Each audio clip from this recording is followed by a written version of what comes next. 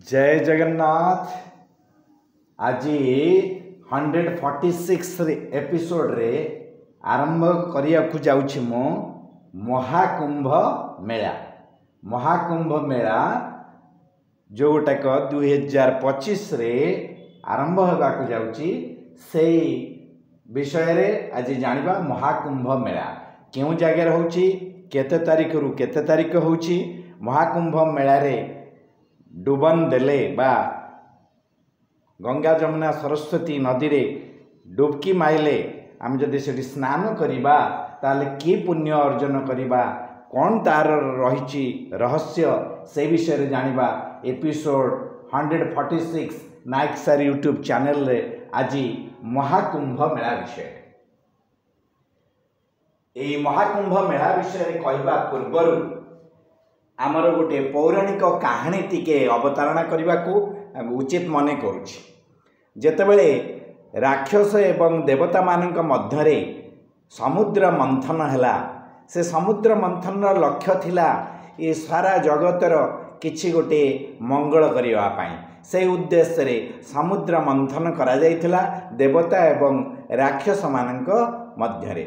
मंदरगिरी को मेरी करी गोटे पटरे बासुकी नागर लांज पट देवता माने एवं मुंडपट राक्षस माने धरी ताको मंथन करने को लगिले समुद्र को।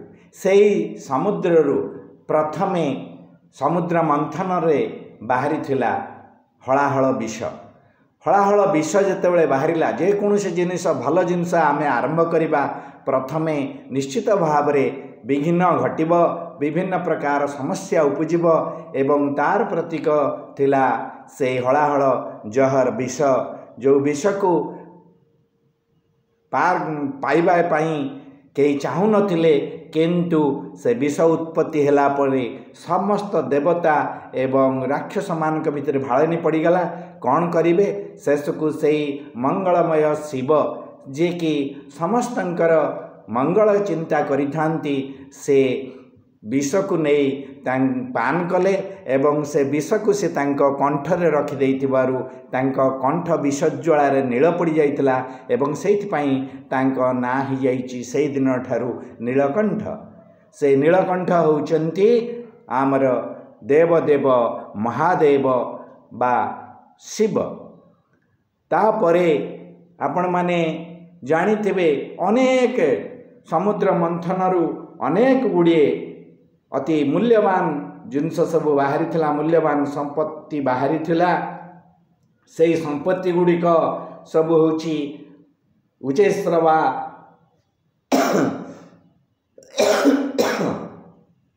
उच्चैश्रवा तापरे आमर बाहरी थिला लक्ष्मी बाहरी थिले, सेथुर मध्य बाहरी थिला ऐरावत, सेथुर बाहरी थिला धनंतरी, सेथुर बाहरी थिले विश्वकर्मा, सेथुर बाहरी थिले कामधेनु, सेथुर एमती अनेक जिनस सब बाहरी थिला। शेष को बाहरी थिला गोटे कलश, जो कलश थिला अमृतर पात्र। से अमृत पात्र बा भांडटी, से कुंभ कुंभ होची कलसी, से कुंभटी होची अमृतर पात्र। से अमृतर पात्र को इंद्रंक पुत्र जयंत धरी नहीं जाउथिले। राक्षस मानक भितरे भाळेनी पड़िला, जदि जयंत नहीं जाती ताहले आमे केमती अमृत पाइबा। देवता माने इंद्रंकर पुआ जयंत को देवता भावी देवतांकर समर्थन कले एवं से जयंत को समर्थन देले, मात्र राक्षस माने जयंत को विरोध कले, तांके पछरे गोड़ाइले एवं जयंत जेतेबेले देखिले एभली असुविधार सम्मुखीन होउचंती सेतेबेले भगवान को डाकिले। भगवान विष्णु मोहिनी रूप धरी आसी गोटे नृत्य आरंभ करदेले, जोंथिरे राक्षस माने विमोहित हो गले एवं से सही समय रे नाच गीत रे मशगुल रहिथिबा बेले नहीं चलिले से अमृत कलश को। मात्र दुईटी राक्षस जे कि आमर आपण माने जानिथिबे जे आमर होचंती राहु राहु जेतबेले देखिले एई भली अमृत कलश धरी नहीं जाउछंती से कौन कले प्रतिवाद कले एवं से कथा को समाधान करिया पाई देवता एवं राक्षस मानक भितरे विष्णु मोहिनी रूप रे आसी उपस्थित हेले एवं से कहिले तुम माने सब धाड़ी करी बसी जाओ। देवता माने गोटे धाड़ी रे बसिले एवं राक्षस माने गोटे धाड़ी रे बसिले।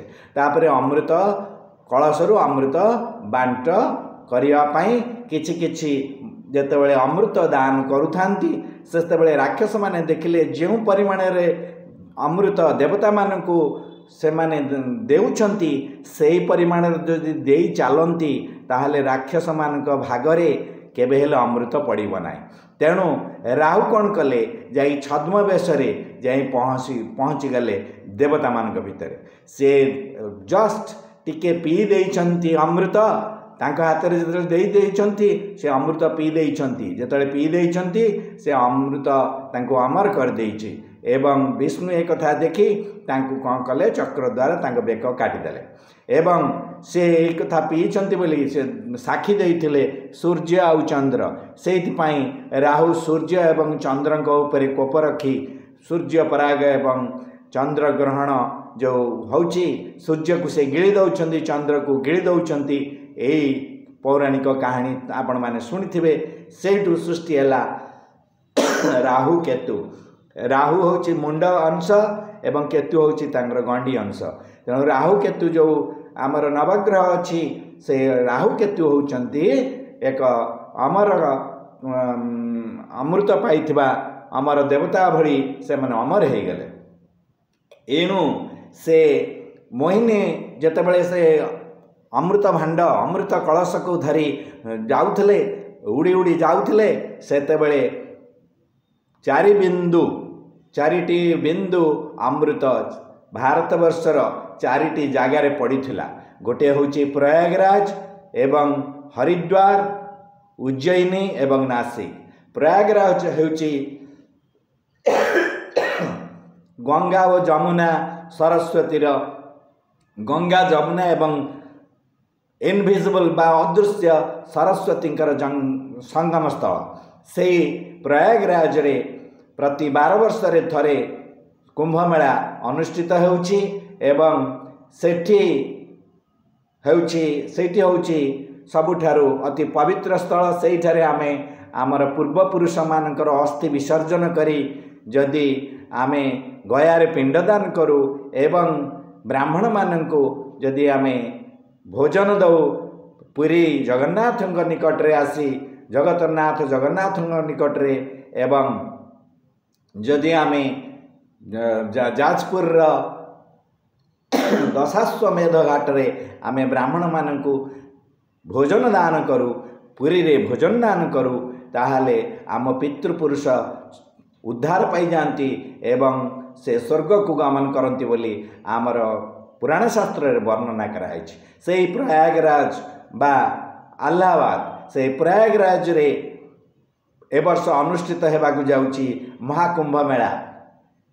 द्वितीय स्थान टी होची हरिद्वार। हरिद्वार जेउठी होची गंगा नदी तटस्थल रे अवस्थित उत्तराखंड रो गोटे गंगा नदी कूल रे एक पवित्र स्थान हरिद्वार। सेठारे मध्य आमर करा जाए कुंभ मेला। एवं तृतीय टी होची उज्जैन। उज्जैन होची शिप्रा नदी तटरे मध्य प्रदेश अंतर्गत शिप्रा नदी तटरे अवस्थित उज्जैन शहर। उज्जैन रे मध्य कुंभ मेला अनुष्ठित हेई आसुची। सेहीपरि नासिक। नासिक होची आमर महाराष्ट्र गोदावरी नदी तटस्थल रे अवस्थित नासिक। से नासिक ठारे मध्य आमर करा जाए कुंभ मेला। प्रति 3 वर्ष रे नासिक उज्जैन हरिद्वार एवं प्रयागराज रे प्रति 3 वर्ष अंतर रे कुंभ मेला करा जाए एवं प्रयागराज रे प्रति 12 वर्ष रे थरे करा जाए कुंभ मेला। ए वर्ष महाकुंभ मेला पड़ी 2025 मसीह महाकुंभ पड़ी जो तिथि जो लग्न जो समय जो बार रे प्रथम थर पाई प्रयागराज रे करा जाइथिला कुंभ मेला से महाकुंभ से तिथि से लग्न एवं से समय रे ए वर्ष 2025 रे पड़ीचे से त्रिवेणी संगम गंगा जमुना सरस्वती नदी स्थल रे आज नदी तट रे आज आमे महाकुंभ मेला देखा जाऊँ। जानुआरी मास 13 तारिख ठारू फेब्रुआरी मास 26 तारिख पर्यंत ए वर्ष 2025 मसीह महाकुंभ मेला अनुष्ठित होगा जाउछि। मकर राशि रे जेबे रवि राहु और चंद्र रहंती सबुठारु एही समय होछि अति पवित्र समय। ए वर्ष से मकर राशि रे रवि राहु और चंद्र विराजमान करुछंती। माघ मास अमावास्या मौनी अमावास्या कुंभ स्नान शेष दिन तेणु ए मकर संक्रांति ठारू आमर शिवरात्रि पर्यंत जो हवाक जाउची ए वर्षर महाकुंभ मेला से आम माने समस्ते अति भक्तिर सहित एवं अति विश्वासर सहित जदि आमे से गंगा जमुना सरस्वती मिलन स्थल बा जहाँ को आमे कहूचे संगम स्थल सेठी जदि आमे नदी रे स्नान करिबा ताहले निश्चित भाव ए जन्म 84 जन्म जोनि चक्र रु आम मुक्ति मिलिबो एवं आमे स्वर्गधाम को यात्रा करिबा जहाँ आम पुराण शास्त्र रे वर्णना कराई छै। एहा छड़ा बहुत साधु संत ए पवित्र दिन को अनै थांती। से साधु संत मानक भितरे अधिक भाव नागा साधु माने लक्ष लक्ष संख्या रे अगणती संख्या रे साधु सन्यासी माने एवं संत माने आसी से पवित्र प्रयागराज रो संगम स्थल रे शाही स्नान करती एवं से शाही स्नान जदि आमे करिबा अंतत पक्षे से साधु संगम मानकर साधु संत मानकर पवित्र शरीर जेतेबेले से संगम स्थल रे स्नान करुचंती तांकर शरीर पवित्र आत्मा द्वारा आमर मध्य शरीर पवित्र हो एवं आमे ए मनुष्य जन्म मुक्ति पाइबा जहाँ आम पुराण शास्त्र रे वर्णना करा जाइछि। तेणु आम माने जानी रखिबा दरकार कहीं 12 वर्ष थे होची ना ये जो देवता और राक्षस मानक भितर जो अमृत पाइबा पाई जो लड़ई लगी जो कलह लगी ता 12 दिन धरी चली तेणु 12 दिन आम मर्त्य जो गोटाए वर्ष देवता मानकर से गोटे दिन तेणु से 12 वर्ष से थरे महाकुंभ मेला अनुष्ठित होउछि एवं 2025 मसीह महाकुंभ मेला प्रयागराज रे अनुष्ठित होउछि। प्रयागराज होउछि आमर समस्त तीर्थ मानकर मध्य राजा तेणु से प्रयागराज रे आमे ए वर्ष आमर सपरिवार विश्वास करा जाए धर्म करिया को हेले स्वामी एवं स्त्री कारण स्त्री होचंती धर्म पत्नी तेणु स्त्री एवं स्वामी उभय जदि जाई सेई प्रयागराज रो संगम स्थल रे ए वर्ष मकर संक्रांति रु शिवरात्रि मध्य जो दिन मानकरे स्नान करिबा पाई रही साई स्नान से दिन मानकरे जदि से स्थान रे जदि स्नान करती डुबकी लगाती ताले ए मनुष्य जन्मरु सेमानकु समस्त पाप धोई जाई सेमानकर पुण्य हब एवं से पुण्य बल रे से स्वर्गधाम यात्रा करिवे एथिरे तिलेमात्र संदेह नहीं।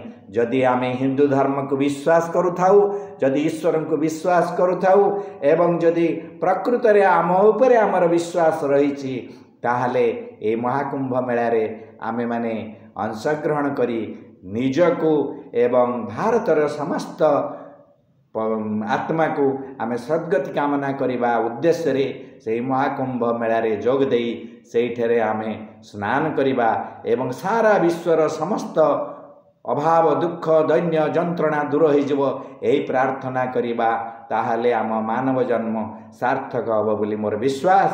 एति कही आज यही एपिसोड 146 को समाप्त करने पूर्वर मु निश्चित भाव से मंगलमय ईश्वर महादेवंकर जयगान करने को केबे कुंठाबोध करेंगे ना एवं शेष को तांकरी ना नहीं मु आज एपिसोड शेष करने को जाऊँगी।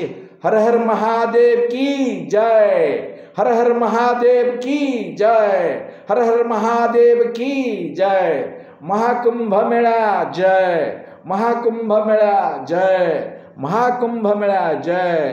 प्रयागराज जय, जय प्रयागराज, जय प्रयागराज, जय प्रयागराज।